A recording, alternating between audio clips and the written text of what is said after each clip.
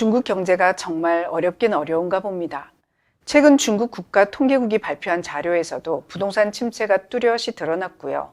시진핑 중국 공산당 총서기가 주요 경제회의 석상에서 경제지표 부풀리기, 부실공사 난립 등을 언급하며 조급한 무리수라고 시인한 것도 이례적인데요. 시진핑은 현실과 동떨어진 조급한 정책 추진과 과잉 집행에 대해 더 이상 방관하지 않고 엄중히 책임을 묻겠다라고 밝혔습니다.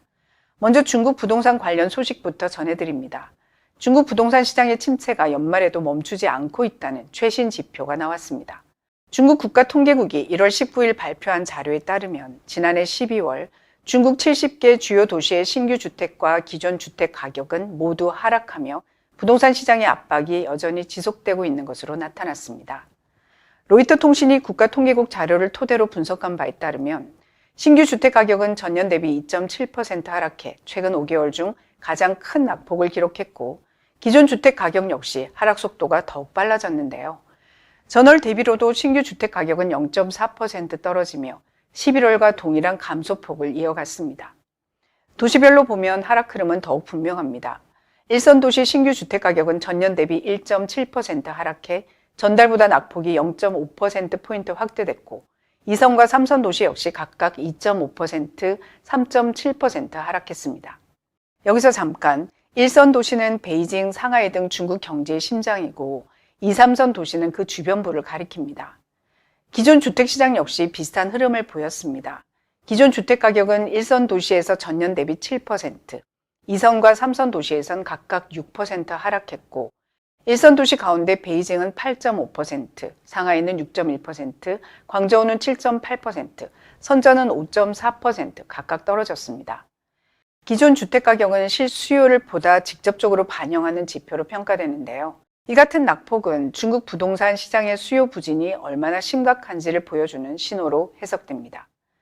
전문가들은 이러한 흐름이 일시적 현상이 아니라고 진단합니다. 광둥성 도시농촌계획연구원 주택정책연구센터의 리위자 수석연구원은 집값 하락 압력이 여전히 매우 크다면서 고용과 소비 등 기초 경제 여건이 가계의 구매력과 주택 구매 의지, 미래 기대를 지속적으로 압박하고 있다고 설명했습니다. 사우스차이나 모닝포스트 역시 모닝스타 소속 분석가의 말을 인용해 중국 부동산 시장의 장기 침체는 이미 예상된 흐름이며 향후 2, 3년 동안 중국 경제 성장의 주요 저해 요인이 될 것이라고 보도했습니다. 모건 스탠리도 베이징의 소극적 정책 대응과 높은 재고율, 주택 구매자들의 신뢰 악화를 이유로 2026년에도 주택 판매가 상당한 어려움에 직면할 것이라고 전망했고요. 중국 당국은 집값 하락을 막기 위해 지난해에만 500건이 넘는 부동산 부양 정책을 내놓았죠. 베이징과 상하이 등 주요 대도시에서는 과거 호황기 때 시행했던 구매 제한 조치까지 대폭 완화했고요. 하지만 정책 효과는 제한적이었습니다. 중국 문제 전문가 왕허는 중국 경제의 구조 자체가 되돌릴 수 없는 단계에 들어섰다고 봤습니다. 중국 공산당이 부동산 시장을 살리기 위한 수단은 이미 대부분 소진됐고 집값 안정은 사실상 불가능하다는 평가인데요. 그는 강압적 규제로 시장을 억누르더라도 거대한 부동산 버블이 붕괴하는 흐름 자체는 막을 수 없을 것이라고 경고했습니다. 정리하면 2025년 중국 부동산 시장은 전반적인 축소 흐름이 이어졌는데요. 부동산 개발 투자, 신규 주택 거래 면적, 거래액 등 핵심 지표가 모두 크게 하락했습니다. 실제 수치도 이를 뒷받침합니다. 2025년 중국 부동산 개발 투자는 8조 2,788억 위안으로 전년 대비 17.2% 감소했고 이 가운데 주택 투자는 6조 3,514억 위안으로 16.3% 줄었습니다. 신규 주택 거래액은 8조 3,937억 위안으로 12.6% 감소했고 기존 주택 거래액 역시 13% 하락했습니다. 중국의 신규 주택 거래액은 2021년 18조 2천억 원 위안에서 2024년 10조 위안 아래로 떨어졌고 2025년에는 8조 4천억 위안 수준으로 추락해 정점 대비 사실상 반토막이 났습니다. 이처럼 수치로 확인되는 경기 악화 속에서 지난해 말 베이징에서 열린 중앙경제공작회의에서는 이례적인 발언도 나왔습니다. 시진핑 중국 공산당 총서기가 직접 조급한 무리수를 언급하며 경제지표 부풀리기와 부실공사를 공개적으로 지적한 겁니다.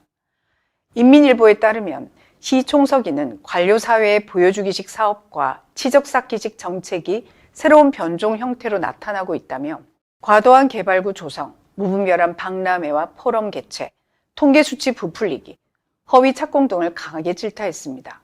시진핑은 실질적이고 거품 없는 성장을 강조하며 현실과 동떨어진 조급한 정책 추진과 과잉 집행에 대해 문책하겠다고 경고했죠. 특히 올해부터 시작되는 15차 5개년 계획 기간에는 완공과 동시에 방치되거나 투자만 하고 성과가 사라지는 사업을 엄격히 차단하겠다고 언급했습니다. 다만 문제의 원인은 일부 지방정부의 미흡한 집행으로 한정한다며 중앙정부와는 선을 그었습니다. 중국에서는 이미 수년 전부터 대규모 건설 프로젝트가 중단되거나 완공 이후에도 제대로 운영되지 않는 이른바 란웨이 공정 문제가 반복돼 왔는데요. 외신과 해외 전문가들은 이번 중앙경제공작회의를 통해 중국 경제의 구조적 한계가 다시 한번 드러났다고 분석했습니다. 지방정부 부채가 급증하면서 재정 지출을 통한 경기 부양 여력이 제한된 상황에서 시진핑이 성장의 질과 재정 자원 사용에 강한 우려를 드러냈다는 평가입니다. 그런데 이 발언이 나온 배경을 보면 중국 당국이 실제로 선택할 수 있는 경제정책 수단이 얼마나 제한되어 있는지도 드러납니다. 중국 재정부는 경기 둔화에 대응하기 위해 2026년에도 초장기 국채를 계속 발행하겠다고 밝혔습니다. 이 정책은 지난해 처음 도입된 이후 계속 이어지고 있는데 중앙경제공작회의에서 정해진 2026년 경제정책 방향에 따른 조치입니다. 중국 당국은 초장기 특별국채 발행을 포함해 재정 적자와 전체 부채, 정부 지출을 필요한 수준으로 유지하겠다는 방침을 재확인했는데요. 지난해 리창 총리는 장기 개발 목표와 연계된 주요 국가 프로젝트의 재원 부족을 이유로 이런 국채를 수년간 연속 발행하겠다고 밝혔습니다. 이에 대해 대만 난화대학교의 순거샹 부교수는 이전에는 일반 국채나 예산으로 유지되던 사업들이 이제는 더 이상 그런 방식으로 버티기 어렵다는 뜻이라며 중국의 경제 회복이 기대에 못 미치고 오히려 악화되고 있음을 보여준다라고 지적했습니다. 중국 시사평론가 왕어 역시 근본적인 개혁 없이 초장기 국채 발행만 늘리는 건 구조적 문제 해결에 도움이 되지 않으며 결국 빚으로 빚을 막는 방식에 불과하다고 평가했는데요. 이런 상황은 중국 경제 전반에서 숫자로 성과를 만들어야 하는 압박을 키우고 실제로 그 결과는 통계 왜곡 문제로 이어지고 있습니다. 중국에서는 성장률이나 성과를 부풀리기 위한 관행이 다른 영역에서도 확인되고 있습니다. 지난해 말 중국 경제 매체 제일제경은 수출 실적을 사고 파는 방식의 통계 왜곡 실태를 탐사 보도로 공개했습니다. 보도에 따르면 일부 대외 무역 사업자들은 여러 지역의 유령 회사를 설립한 뒤 다른 지역 기업의 수출 실적 자료를 구매해 자사 명의로 신고하고 이를 근거로 지방정부 보조금을 편취해 왔습니다. 이 과정에서 지방정부가 이를 묵인하거나 심지어 주도한 정황도 포착됐고요. 중앙정부로부터 할당된 수출 목표를 달성한 것처럼 보고하기 위해 이러한 관행을 눈감아주거나 협조했다는 겁니다.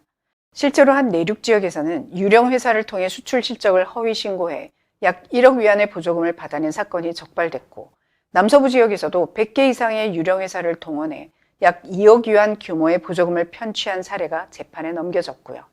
수출 보조금은 수출액의 약 0.5 내지 1% 수준이지만 이러한 허위 신고가 누적되면서 지방 재정만 소모하고 실물 경제에는 기여하지 못했다는 지적이 나옵니다.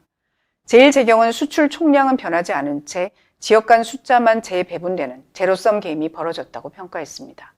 그런데도 중국 해관총서는 지난해 1월에서 11월 무역 흑자가 사상 최대인 1조 800억 달러, 약 1,600조 원에 달했다고 발표했고 관영 매체들은 이를 대외 무역의 회복력으로 강조했습니다. 그러나 수출 실적 거래 관행이 통계의 일정 부분 반영됐을 가능성을 배제하기 어렵다는 지적도 동시에 제기되고 있습니다. 부동산 시장 침체, 소비 부진, 투자 감소, 그리고 통계 왜곡 논란까지 시진핑이 주요 경제회의에서 조급한 무리수를 언급할 수밖에 없었던 배경에는 수치로 포장하기 어려운 중국 경제의 구조적 압박이 자리하고 있다는 분석이 나옵니다. 겉으로는 지표 관리와 통제 강화가 이어지고 있지만 실물 경제의 부담은 여전히 누적되고 있는 상황입니다.